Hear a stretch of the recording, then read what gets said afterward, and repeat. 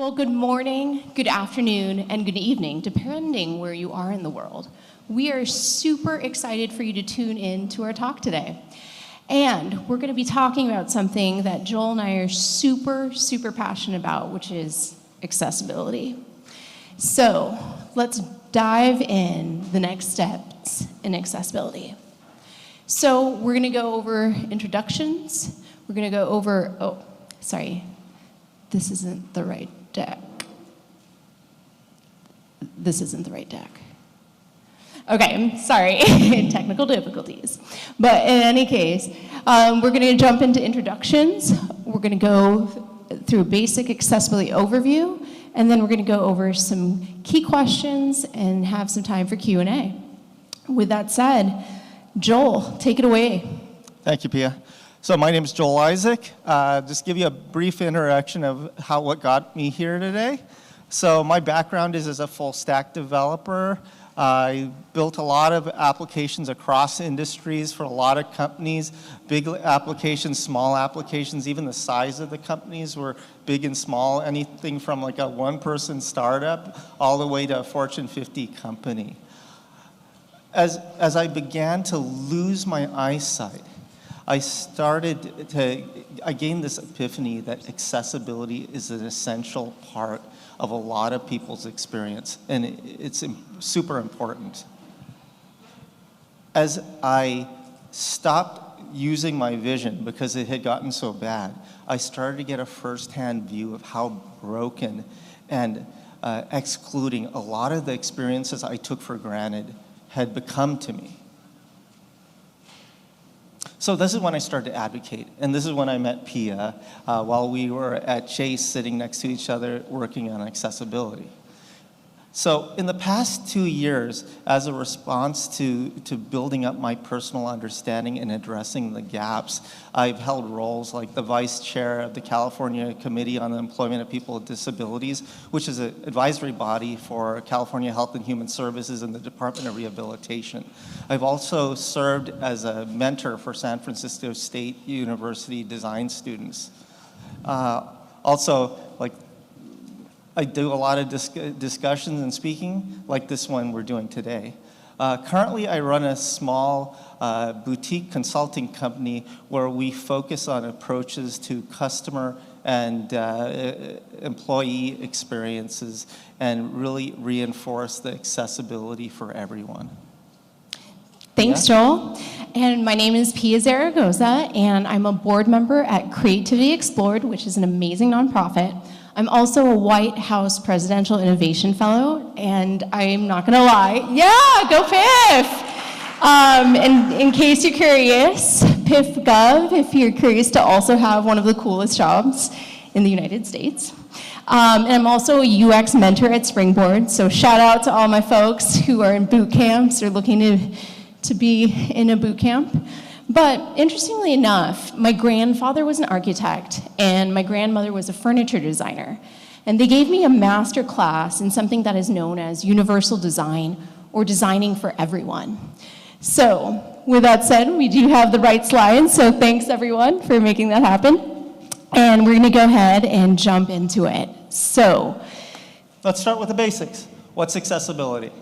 So if you look at what the W3 says it is, and the W3C makes all the guidelines and standards for the web, they say accessibility is a person, how they perceive, understand, interact with digital applications on a variety of devices and a variety of circumstances. It's a focus on compatibility regardless. And that's a good definition. But then when we start to think about workplace, now we're dealing with physicality. Even though a lot of you are still remote, it's inevitable that there's a physicality to this. And if we take the same lens of perceivable, understandable, interactive, and when I said compatible, it's also synonym is robust. We could apply that to the workplace. And then accessibility becomes this enabling piece that enables diversity, equity, and inclusion, because accessibility is a way that people interact in the office, interact and do their jobs on their computers. Without the accessibility, the diversity, equity, and inclusion fails for people with disabilities because they have no way to interact in the system. Thanks for that, Joel. And now let's kind of go into the meat and potatoes, or the tofurkey and potatoes for some of you.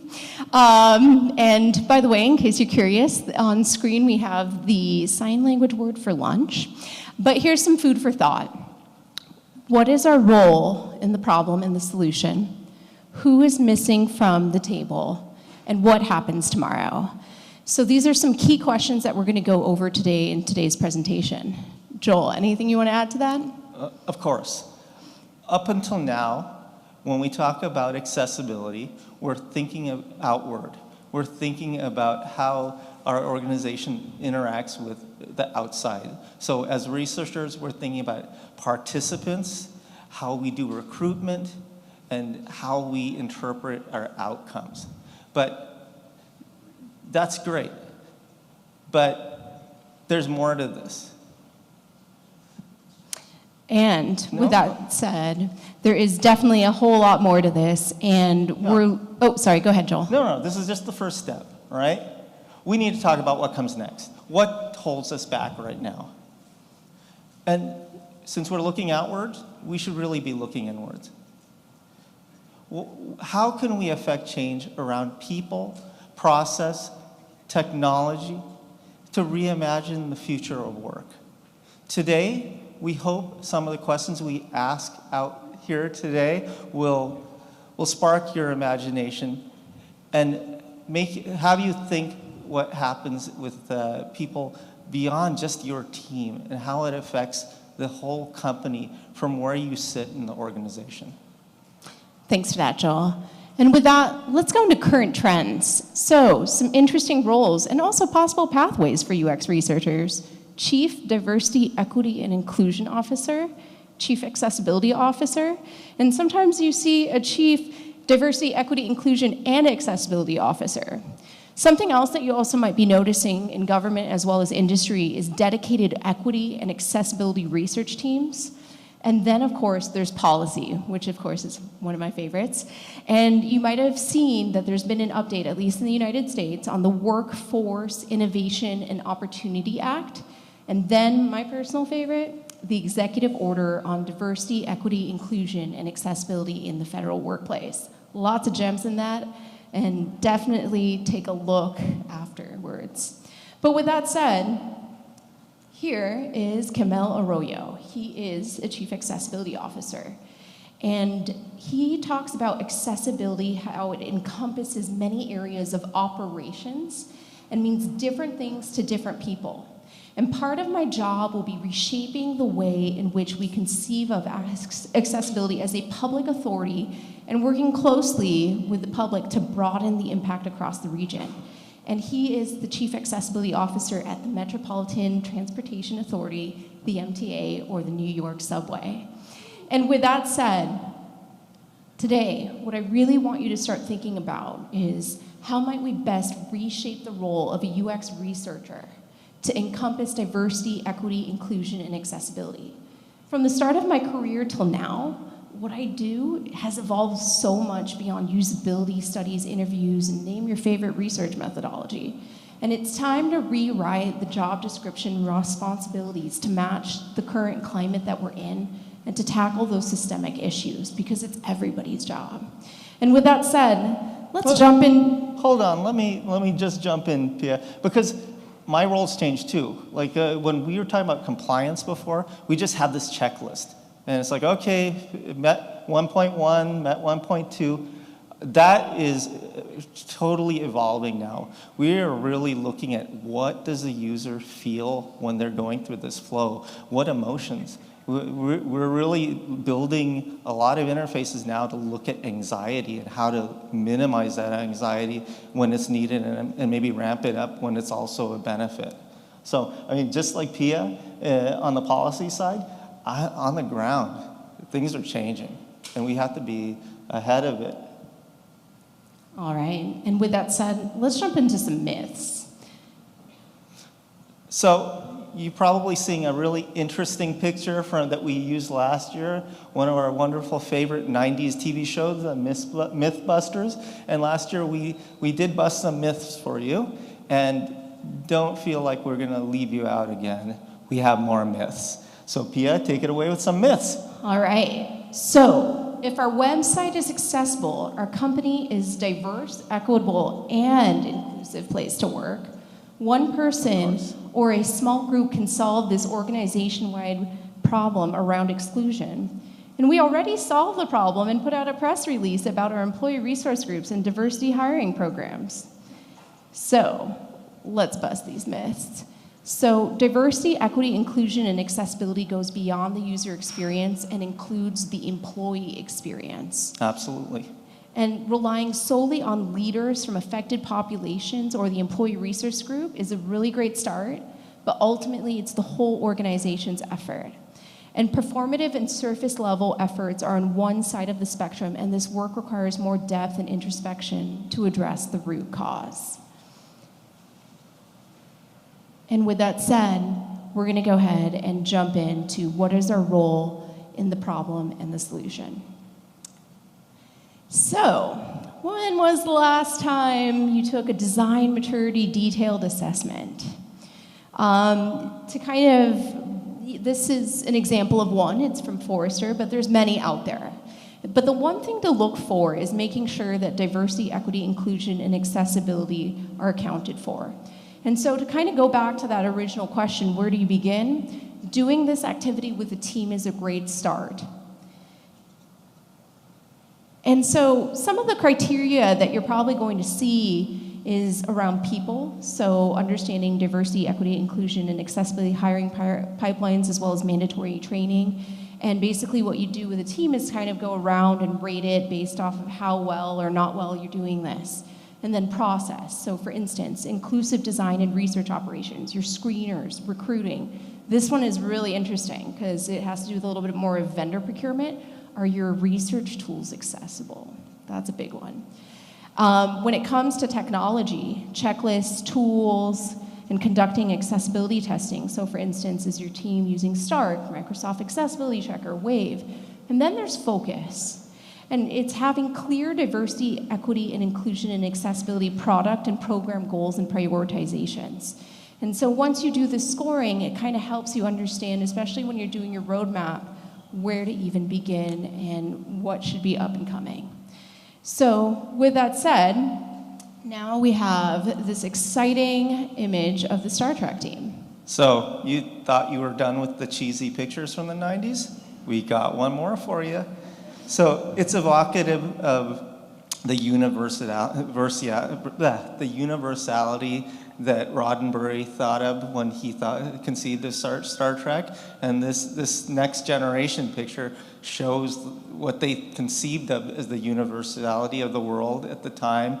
You have a couple of people that look diverse, but when you really look around the room now, in a societal group, this is only a small portion of when you think of diversity. All right. And this is an interesting tool. It's called it's from Gallup. It's the Clifton Strengths Finder. But I ran into an interesting problem in a job interview once where they asked me, what is your management philosophy? Especially for the UX leaders in the room. If you don't have that answer, you might want to come up with one. But I remember being asked this question, and the thing is that the way that we manage people in a UX research team needs to change because it needs to be able to scale to people of all abilities. And so that means managing people with cognitive, visual, auditory, mobility, and physical disabilities, as well as neurodiversity. And so with that said, my new answer in job interviews is compassionate leadership, as well as strengths-based management, which I highly recommend. I wish we had more time to go into that, but highly recommend to do some research after today's presentation. But to kind of dive into this more from an organization design perspective, what you see here is a centralized UX team, and you also see other roles. So for instance, you see PM, dev, and other roles. But then here we have a decentralized UX team. So Joel, take it away. So let's just be clear that we understand the difference between centralized and decentralized UX teams here. I mean, it's pretty obvious, right? With accessibility, it's slightly different. When you have a centralized team, accessibility, like the guidance and the vision for accessibility, comes from the top and it gets disseminated down to the teams. In a decentralized team, you have each of the roles in the product team taking accountability for accessibility at their level. So what we propose is a hybrid. So not everybody knows everything, so especially at the beginning of your work into accessibility, we have all the knowledge at the centralized level and they train everybody so we all have the same understanding.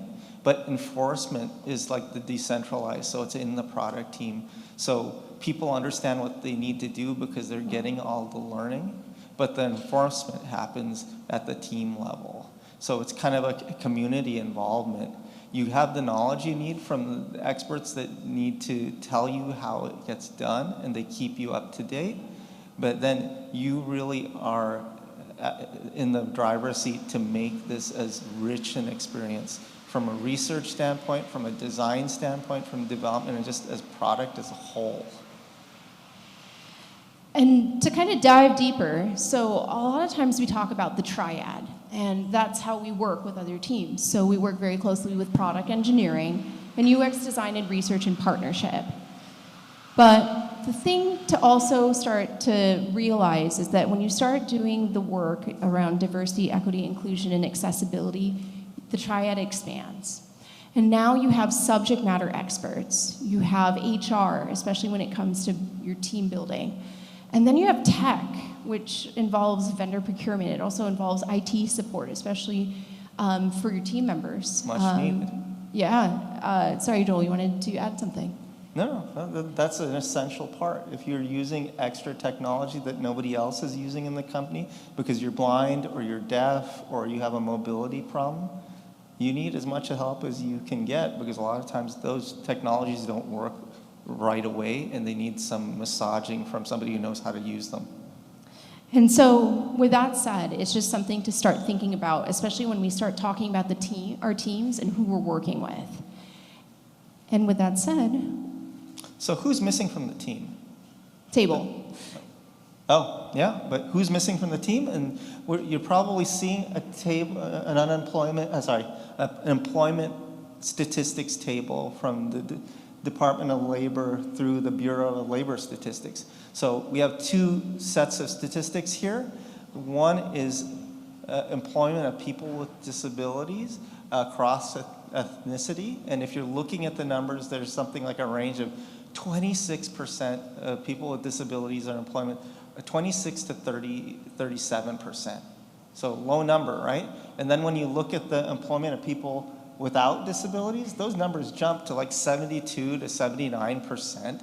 There's like a 40% gap here between people with disabilities and people who don't have disabilities. And what really causes that? We have our thoughts about it, but it's a combination. It's the company itself and their hiring practices, but it's also like benefit systems. Like I know a lot of people who have disabilities that are afraid to seek work because it's going to affect their benefits. If you are severely disabled and you're on Social Security or something that pays for your health care, as soon as you get a job, and a lot of times it's a low-paying job that doesn't have the strong benefits, you don't have proper health care to deal with your breathing system or your electric wheelchair. It's a number of things. There's significant costs applied to that, so you have to think about that when you're entering the workforce. So that's one simple barrier that could be changed. And where are we and how did we get here, Joel? So where are we now? And how did we get here? So when we talked about maturity a little while ago, and a lot of the questions I hear when I go into a room and start talking about accessibility, either as a program manager or just a subject matter expert, I hear things like, I see dynamics like the loudest person in the room becomes the leader. That's one situation. A second situation is, as long as I'm a good manager, I can manage anything regardless of the subject matter. So if I'm a finance person, I can go into a UX team tomorrow and still manage it successfully because I'm a good manager. The other last different pattern that we see is like the savior pitfall. It's like one person or one group can solve this complex problem for us and don't worry about it. So these are all three issues where it's like a single point of failure due to either arrogance or like lack of knowledge or just wanting to shove the problem away from somebody. And they're all huge risks when you go into looking at a complex problem that deals with people. All right, and to wrap up, if we're doing this for our customers, why aren't we doing this for our employees? Right. And here's the fun part. What happens tomorrow? Well, you may be going into an office or you may be going back into your home offices. And just to reiterate what we talked about today, you want to ensure that you and your team are set up for success to do the work around diversity, equity, inclusion, and accessibility. And the teams, your team, needs to reflect the diversity of the entirety of the populations that you serve. And then you want to also adopt compassionate and strengths-based management approaches and be familiar with change management.